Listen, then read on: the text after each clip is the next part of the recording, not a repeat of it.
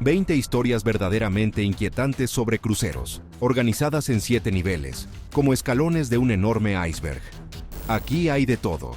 Desde una furiosa pelea familiar que terminó con la muerte de una mujer en su propio camarote, hasta una tormenta impensable que se llevó la vida de más de 450 turistas mayores. Y cuanto más profundo descendemos, más claro comprendemos. El océano no perdona errores, incluso si te encuentras en un barco gigante que parece indestructible. Nivel 1. Jessie Harper Mosey. El misterio del SS-CNV. Jessie Harper Mosey, a quien en los documentos a menudo mencionaban como la señora de Benjamin Mosey, era una maestra tranquila, ya jubilada, de 50 y tantos años. A finales de julio de 1940, subió a bordo del transatlántico SS City of Cleveland, SSC-CNV, que partía en una travesía por el lago Erie. Mosey llevó consigo una suma considerable de dinero en efectivo y varios anillos caros con diamantes, esas mismas joyas que siempre atraían miradas. En el barco le asignaron una doncella personal, obligada a ayudarla durante todo el viaje. Precisamente esta joven empleada fue la última persona que vio a Jessie con vida. Cuando unos días después el barco llegó a Cleveland, Mosey no estaba a bordo. Ella desapareció, como si se hubiera disuelto en el aire, junto con su dinero y joyas. Pero lo más extraño no fue ni siquiera eso.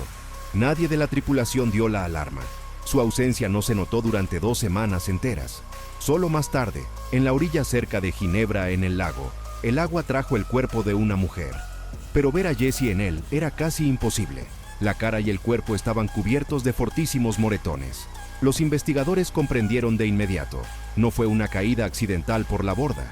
En sus manos se encontraron restos de grasa oscura y espesa, del tipo que se utilizaba en los alojamientos de la tripulación y zonas técnicas. Esto significaba solo una cosa. La mujer antes de morir estuvo donde no debía estar. Sus objetos personales desaparecieron y la doncella que la cuidaba simplemente se evaporó. Abandonó el barco y nunca más apareció, ni en los informes policiales, ni en las ciudades donde podría haberse escondido. Todo apuntaba a ella, pero las pruebas eran insignificantemente pocas. A Jessie la enterraron en una tumba sin nombre. Cuando la encontraron, nadie podía ya reconocer su rostro. La investigación se agotó sin haber comenzado realmente.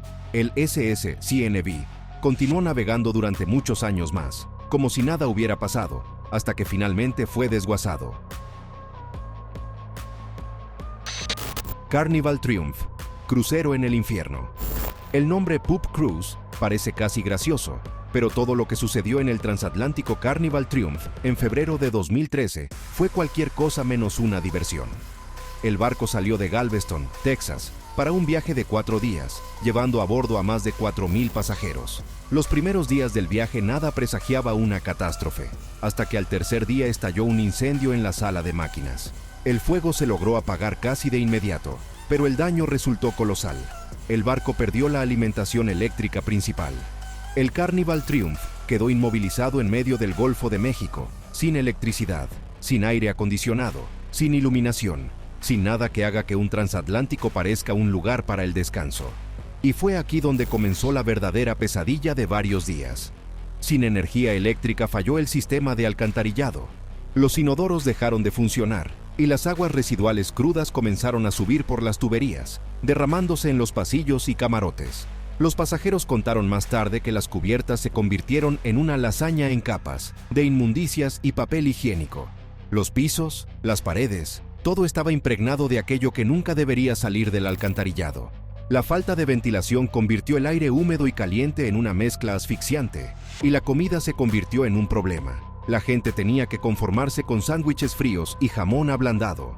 No es de extrañar que, en medio del hambre, el hedor y el calor, comenzaran a estallar peleas, a veces muy violentas. Solo al 5.º día llegaron los remolcadores al barco.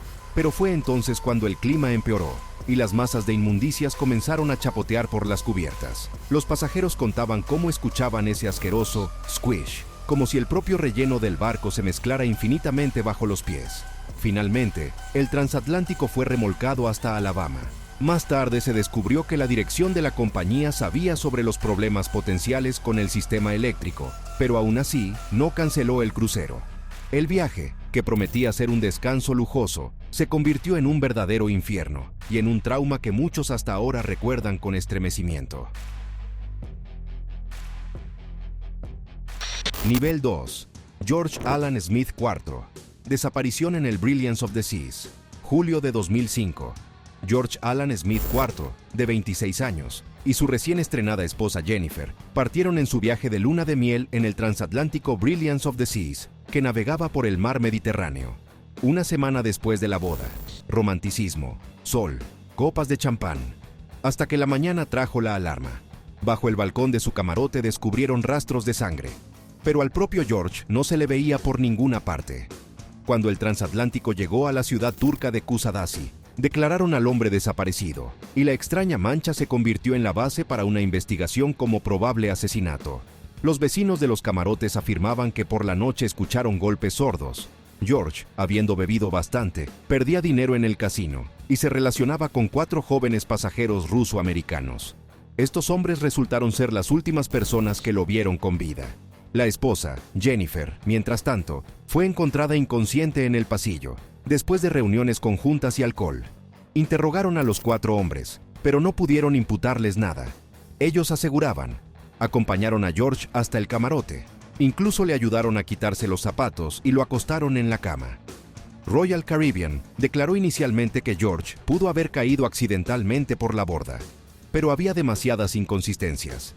Al final, la compañía pagó a la familia de Smith una compensación, aproximadamente $1.100.000.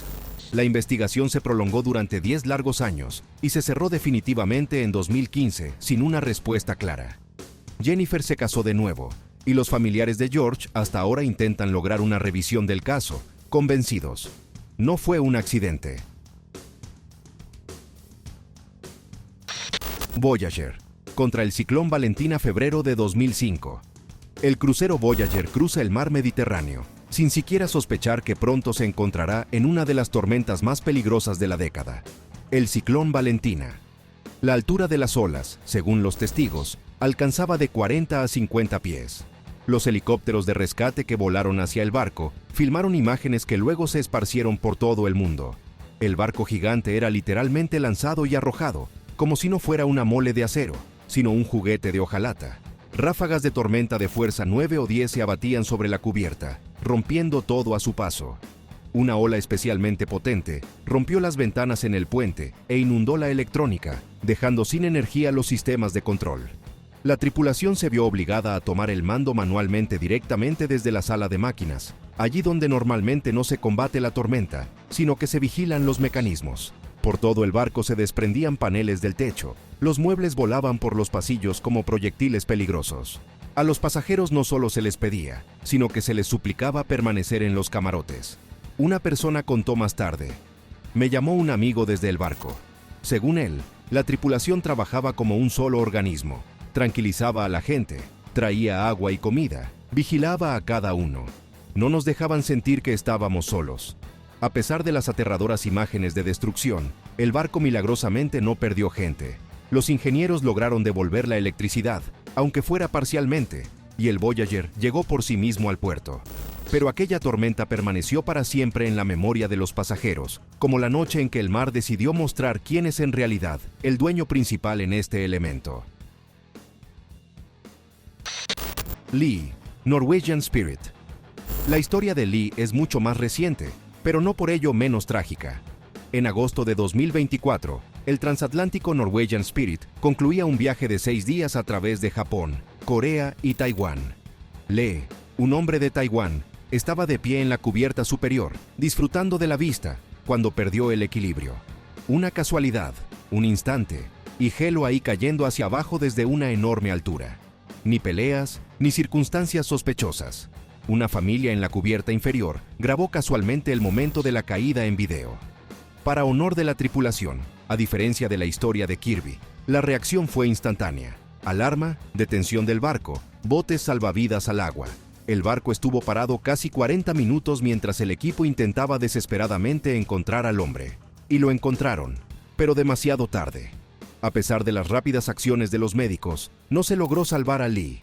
Más tarde la policía confirmó: "No hay rastros de crimen, todo habla de una caída accidental". Nivel 3. Carnival Legend. Masacre a bordo. Un crucero es espectáculo, relax y descanso.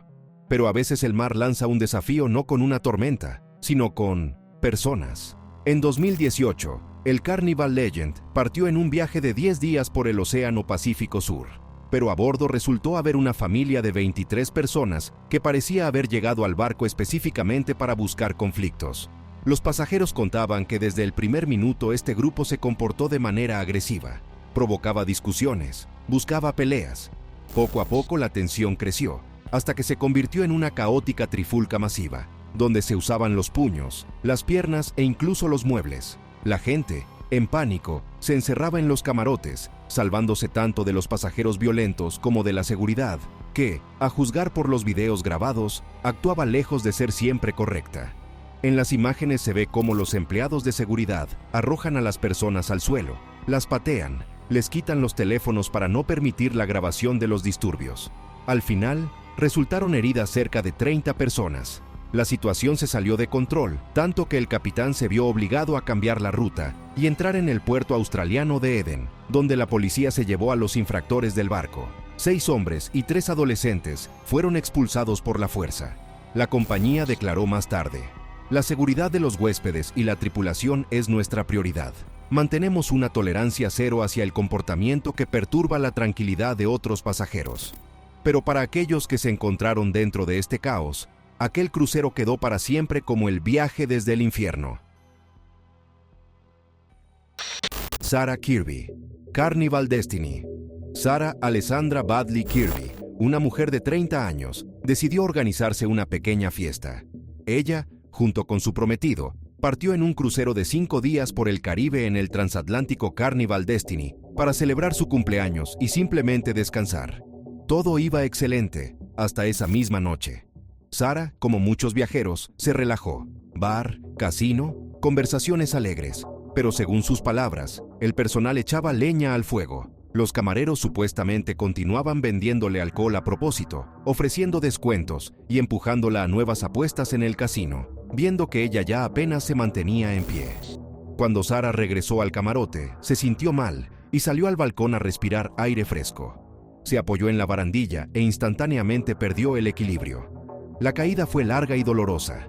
Voló 7 cubiertas hacia abajo y se golpeó contra una balsa salvavidas, lo que solo agravó las lesiones. Su prometido y amigos vieron la caída con sus propios ojos. Los pasajeros gritaban, pedían ayuda, pero la reacción de la tripulación resultó aterradoramente indiferente.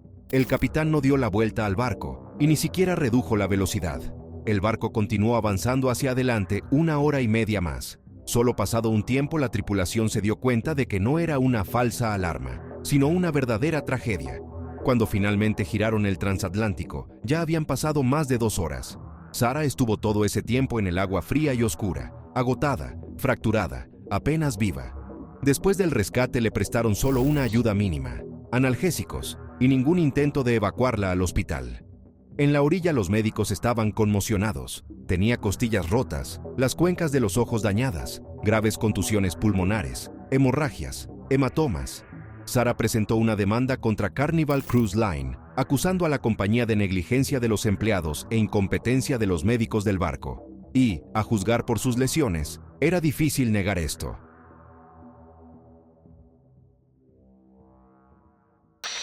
Nivel 4. Samantha Broberg, Carnival Liberty. Samantha Joyce. Broberg, madre de 33 años de 4 hijos de Texas, decidió pasar un breve descanso lejos de las preocupaciones. En el transatlántico Carnival Liberty estuvo solo un día, y esto resultó suficiente para que el viaje se convirtiera en tragedia. Alrededor de las 2 de la madrugada, las cámaras de vigilancia registraron cómo Samantha sube al 10º nivel del barco. Ella trepa por las barandillas y, perdiendo el equilibrio, cae a las aguas del Golfo de México. En la cubierta no había nadie. Nadie pudo ni gritar, ni dar una señal. Por la mañana sus amigas, al no encontrar a Samantha en el camarote, acudieron a la tripulación, pero recibieron solo un formal: "Comprobaremos". La notificación oficial a la Guardia Costera fue enviada solo 8 horas después. La Guardia Costera rastreó una zona enorme durante 20 horas, pero las búsquedas no dieron resultados. El cuerpo de Samantha nunca se encontró. Más tarde se descubrió que por la noche le sirvieron alcohol intensamente. El esposo presentó una demanda, acusando a la compañía de cruceros de suministro excesivo de bebidas y de reacción lenta. Pero el tribunal no reconoció la responsabilidad de la compañía. Angelo Falliva. Coral Princess Angelo Falliva, un subchef italiano de 31 años que trabajaba en el transatlántico Coral Princess. El 25 de noviembre de 2009, abandonó repentinamente su puesto de trabajo durante la cena, y no volvió más. La última vez lo vieron entrando en el ascensor de servicio que conduce a la compuerta del conducto de basura, que salía directamente al océano. Y silencio. Simplemente desapareció. Notaron la desaparición rápidamente, pero comenzaron la investigación 10 días después, y eso formalmente. Interrogaron solo a una colega de Angelo, que con razón se sorprendía. Si él realmente saltó por la noche, ¿por qué nadie escuchó el chapoteo? ¿Por qué ninguna cámara lo registró? Más tarde informaron a la familia. Desapareció un aro salvavidas, y cerca alguien arrancó bengalas de señalización. Había pistas, pero sin continuación. Angelo desapareció sin dejar rastro. Su familia hasta ahora busca la reanudación de la investigación. Marian Carver, Celebrity Mercury. La historia de Marian Carver se ha convertido casi en una leyenda entre aquellos que siguen las investigaciones marítimas, no por el misticismo, sino por la aterradora negligencia. Marian, poeta de 40 años y exbanquera de inversiones, adoraba los viajes espontáneos. Así de repentinamente reservó un crucero de 7 días en el transatlántico Celebrity Mercury, que partía de Seattle a Alaska. Llegó ligera de equipaje, solo 2 bolsas. El camarero recordaba que ella parecía tranquila e incluso inspirada por el viaje inminente. Él le llevó un par de sándwiches, y esa fue la última vez que alguien vio a Marian con vida. Al día siguiente, el camarero descubrió que su camarote parecía como si nadie hubiera dormido en él.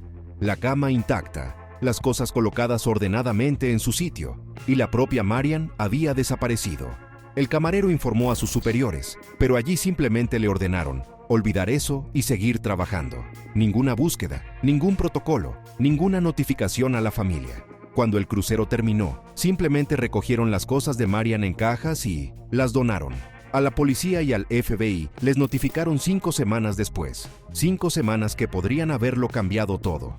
Su padre, Kendall Carver, gastó cientos de miles de dólares en detectives privados. Afirmaba que los documentos del barco contenían indicios de ocultamiento consciente de la desaparición de su hija. La compañía se resistió a la investigación y declaró que Marian supuestamente se había suicidado. Pero sin pruebas era imposible demostrar ni lo uno ni lo otro. A Marian no la encontraron. Su padre creó la organización International Cruise Victims, que hasta el día de hoy lucha por el endurecimiento de las normas de seguridad y la responsabilidad de las compañías de cruceros. Cameron Robbins, Blackbeard's Revenge.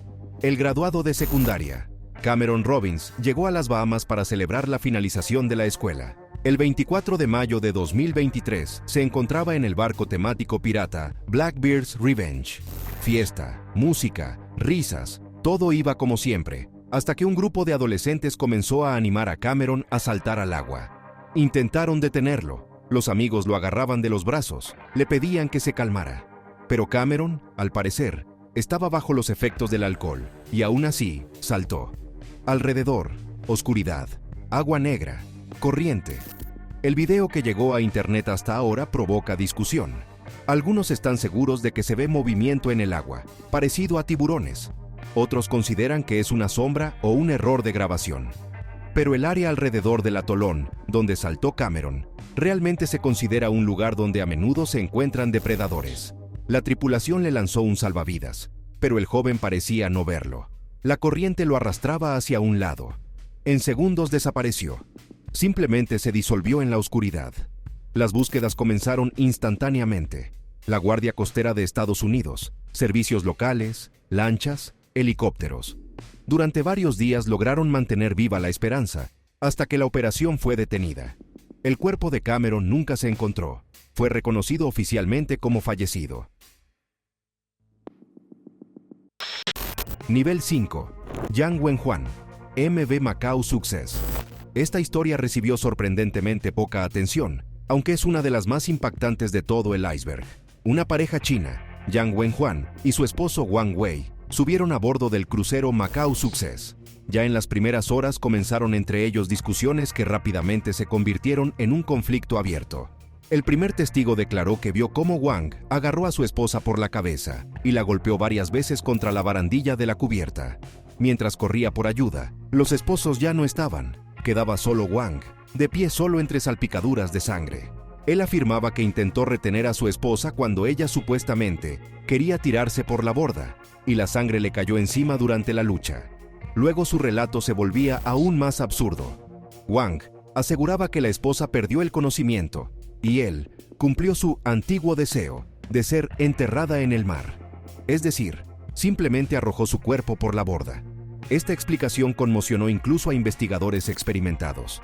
Cuando encontraron el cuerpo de Wen Huan, los expertos vieron, la mujer había sido golpeada hasta quedar irreconocible. Un brazo roto, múltiples moretones profundos, heridas laceradas. Todo hablaba de una pelea prolongada y cruel. Su muerte se produjo por ahogamiento, lo que significa que ella todavía estaba viva cuando terminó en el agua. Wang Wei fue arrestado. El caso fue reconocido como criminal. Pero sobre su destino posterior se sabe poco. Las investigaciones en China rara vez se vuelven públicas. Sin embargo, la historia de Yang Wenhuan sigue siendo uno de los ejemplos más claros de cómo un crucero, lleno de luces y música, puede convertirse en una pesadilla nocturna. Amy Lynn Bradley, Rhapsody of the Seas, desaparecida sin dejar rastro, un término que suena a menudo en las investigaciones navales. Pero el caso de Amy Lynn Bradley destaca porque décadas después sigue rodeado de las teorías más oscuras. Amy, una chica de 23 años de Virginia, partió en un crucero con su familia después de que su padre recibiera el viaje de su compañía. La última vez que su padre la vio fue temprano en la mañana del 24 de marzo de 1998. Ella dormía en un sillón en su camarote. Cuando él se despertó de nuevo, ella ya no estaba. Las zapatillas, el encendedor, los cigarrillos, todo quedó dentro, como si ella hubiera salido solo un minuto. La familia se dirigió inmediatamente a la tripulación, suplicando bloquear el atraque en Curazao para poder organizar búsquedas. Pero el transatlántico de todos modos permitió a los pasajeros bajar a tierra, lo que hizo que la búsqueda fuera casi inútil. Cualquier persona podría llevarse a Amy inadvertidamente.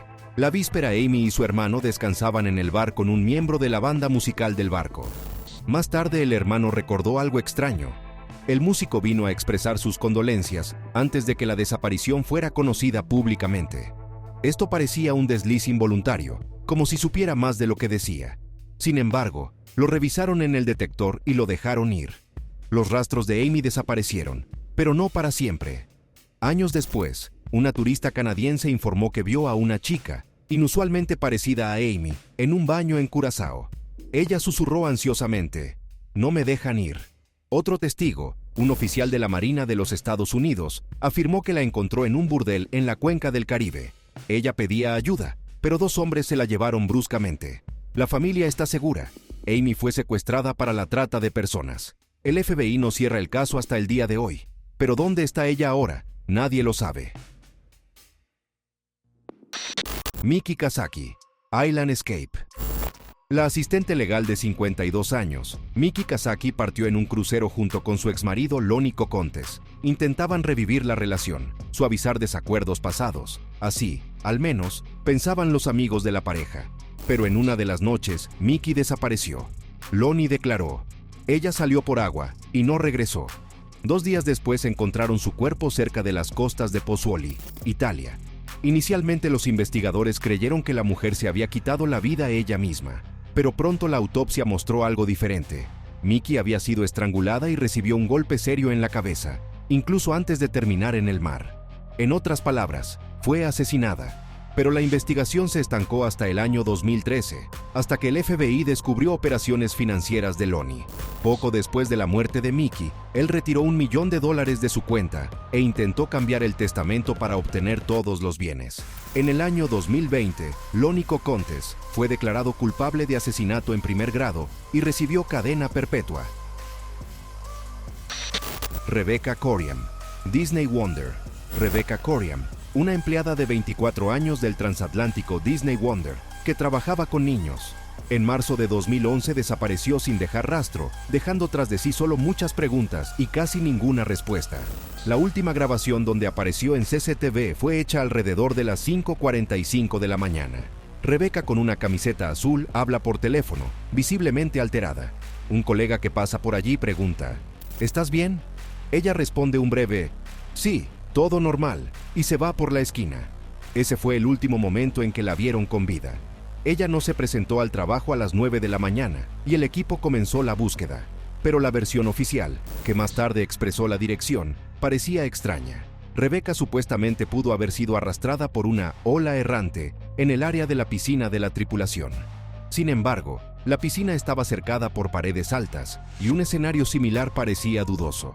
Otros decían que ella pudo haber caído durante una carrera. Pero ¿por qué entonces no hay grabaciones de otras cámaras? ¿Por qué apenas interrogaron a la tripulación? ¿Por qué la investigación en el transatlántico duró menos de un día? Cuando los padres llegaron al barco, notaron que entre sus cosas había chanclas que no eran de su talla ni de su estilo. Esto parecía una minucia, pero son precisamente las minucias las que a veces delatan la verdad. El caso se cerró prácticamente sin explicaciones. La familia de Rebecca no recibió ni el informe final ni los materiales de la investigación. Y hasta el día de hoy esperan al menos alguna claridad. Camila Pezzotto Bandera, MSC Música. La camarera brasileña de 28 años, Camila Pezzotto Bandera, trabajaba a bordo del MSC Música junto con su novio. La conocían como una chica viva, alegre, sociable. Precisamente por eso el shock fue tan enorme cuando su novio informó: encontró a Camila ahorcada en una tubería en su camarote. Pero pronto se descubrió que todo lo contado era mentira. Su cuerpo se encontraba sentado y no en estado suspendido. En el camarote no había ni cuerda, ni toalla, ni ningún objeto con el que se pudiera cometer suicidio. El capitán y el médico levantaron la alarma de inmediato. Los expertos confirmaron: la muerte se produjo por estrangulamiento con las manos y no por ahorcamiento. La pareja discutía a menudo y a Camila frecuentemente le aparecían moretones. Su novio se convirtió en el principal sospechoso, pero cuando llegó el momento de presentar cargos oficiales, él desapareció. Huyó. El caso quedó en el aire. La familia de Camila hasta ahora exige retribución. Nivel 6. MS Scandinavian Star. Trampa de fuego. El ferry de pasajeros MS Scandinavian Star debía ser una forma cómoda de llegar de Oslo a Frederikshavn, pero este viaje en abril de 1990 se convirtió en una de las catástrofes más terribles en aguas europeas. El barco había sido reconvertido de carga a pasajeros hacía solo unos días. La tripulación estaba mal entrenada, muchos no conocían el idioma y las instrucciones de seguridad quedaron como una formalidad. Una pequeña negligencia de la dirección se convirtió en una chispa, en el sentido literal. El incendio comenzó alrededor de las 2 de la madrugada en la tercera cubierta. Los pasajeros salieron corriendo por sí mismos a la recepción, gritando sobre el humo. Y pronto el fuego, como un ser vivo, comenzó a subir por el barco, de cubierta a cubierta, utilizando los tramos de escaleras y los pozos de ventilación como enormes tuberías que aceleraban las llamas hacia arriba. El acabado interior del barco, hecho de materiales combustibles baratos, se prendió instantáneamente. Las resinas y los paneles decorativos emitían un humo espeso y venenoso. La gente se asfixiaba, perdía el conocimiento allí mismo, y muchos ya no se levantaban. Lo más aterrador, el sistema contra incendios del barco prácticamente no funcionaba. Las puertas cortafuegos se atascaban, las alarmas no se encendían, la tripulación no podía comunicarse con los pasajeros, barrera del idioma, pánico, falta de preparación. La gente se escondía en los baños, despensas, intentando esperar a que pasara el fuego. Pero el humo los encontraba a todos. Al final murieron 159 personas. La mayoría se asfixió sin haber logrado salir de sus camarotes. Muchos expertos declararon más tarde: si la seguridad contra incendios hubiera funcionado al menos a la mitad de la norma, las víctimas podrían haber sido muchas menos. El capitán y parte de la tripulación abandonaron el barco antes de tiempo, antes de que sacaran a todos los pasajeros. Esta decisión siguió siendo durante mucho tiempo objeto de investigaciones y de la ira del público.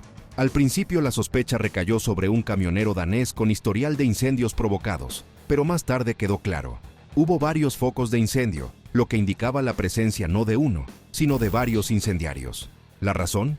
Según la versión de una serie de especialistas, fraude de seguros. Unas semanas antes, los inspectores de seguros ya habían advertido: el sistema de seguridad contra incendios en el barco es catastróficamente insuficiente. Pero los propietarios ignoraron las recomendaciones. El Scandinavian Star se convirtió en un monumento trágico de lo que sucede cuando se ahorra en seguridad. Costa Concordia, el capitán que quería brillar. El 13 de enero de 2012, el mundo vio cómo el enorme y lujoso transatlántico Costa Concordia se volcaba lentamente sobre un costado, inclinándose hacia el mismo mar, como una bestia gigante que ha recibido una herida mortal. A bordo había más de 4.200 personas. Debía ser un crucero semanal normal por el mar Mediterráneo.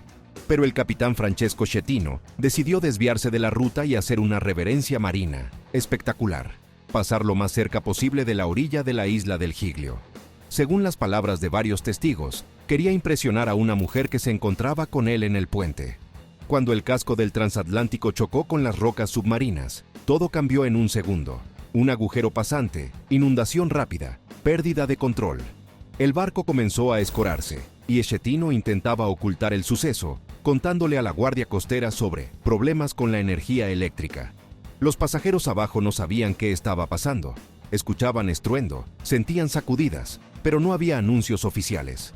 Solo cuando se hizo completamente evidente que el barco se hundía, comenzó la evacuación. Caótica, desorganizada, tardía. Algunos saltaban al agua helada, otros intentaban abrirse paso hacia los botes a través de las multitudes. Lo más indignante, el capitán se fue uno de los primeros. Por cierto, la guardia costera le ordenó regresar a bordo. La famosa frase, "vuelva al barco, maldita sea", se convirtió en el símbolo de su vergonzosa huida. Consecuencias: 32 fallecidos, decenas de heridos, investigación de muchos años. En el año 2015, a Schettino lo declararon culpable de homicidio involuntario y lo condenaron a 16 años de prisión.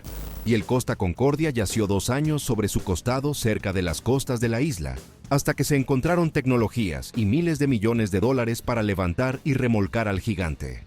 Fue el mayor colapso de un barco de pasajeros en la Europa moderna y uno de los ejemplos más vergonzosos de la arrogancia humana en el mar. Nivel 7. Christy Manzanares. Emerald Princess, julio de 2017. El Emerald Princess iba con confianza hacia Alaska, y a bordo, la familia Manzanares, viviendo con esperanzas de un descanso tan esperado. Christy Manzanares, agente inmobiliaria de 39 años de Utah, viajaba con su esposo Kenneth, 3 hijas y familiares. Parecía que iba a ser un viaje familiar ideal. Pero una discusión en el camarote convirtió este crucero en algo más allá de lo terriblemente aterrador. A última hora de la tarde, estalló una seria bronca entre Christy y Kenneth. Más tarde la investigación establecerá. La mujer le dijo al marido que quería el divorcio. Para Kenneth, estas palabras parecieron romper el último hilo. Se abalanzó sobre su esposa y comenzó a golpearla con una furia increíble, asestando golpe tras golpe en la cabeza. Debido a los gritos y el estruendo, sus hijas vieron parte de lo que ocurría. Se convirtieron en testigos de lo que nadie debería ver.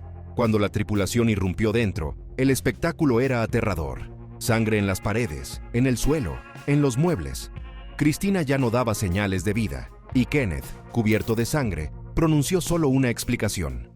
Ella no dejaba de reírse de mí. Intentó arrastrar su cuerpo hacia el balcón, presumiblemente para tirarlo por la borda, pero un familiar logró detenerlo antes de la llegada de la seguridad. El barco fue puesto inmediatamente en modo de confinamiento. Los pasajeros recibieron la orden de permanecer en los camarotes mientras los investigadores se ocupaban de la escena del crimen. El Emerald Princess incluso hizo una parada no planificada en Juneau para que subieran a bordo agentes del FBI. A Kenneth lo arrestaron directamente en el barco. En 2021 se declaró culpable de homicidio involuntario en segundo grado y recibió 30 años de prisión. Murió ya en reclusión, sin haber entendido por qué una sola tarde tachó toda su vida. Eastern Star.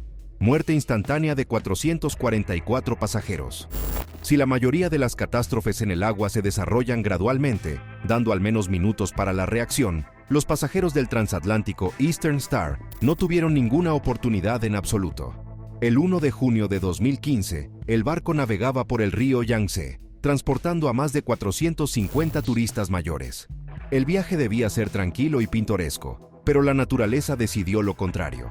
De repente sobre el río se formó un embudo de viento raro, pero increíblemente potente. En esencia, un mini tornado.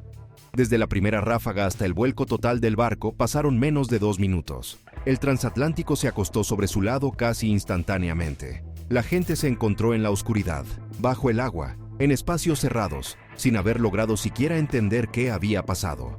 Alguien intentaba abrirse paso hacia la salida. Alguien llamaba a sus seres queridos. Pero el río engulló el barco demasiado rápido.